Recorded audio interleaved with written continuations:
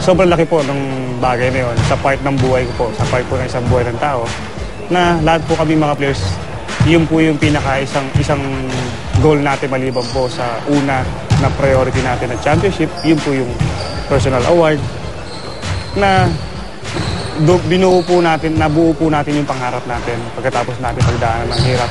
Impact po, dati ko pa pong iniisip po, ibibigay po talaga sa akin ng MVP, dati dahil lagi po ako contender, talagang iluluhod ko po ang trophy na symbolize po na ang trophy po ay para sa Diyos at ako po nasa baba nun.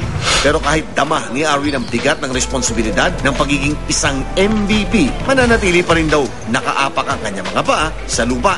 Ibibigay pa rin ang kanyang buong makakaya para sa sport na nagbigay sa kanya at sa kanyang pamilya ng isang magandang buhay. Dapat maging magandang halimbawa po ako. Ay alam ko sa sarili ko at alam din ng mga nakakaalam kung saan po ako galing.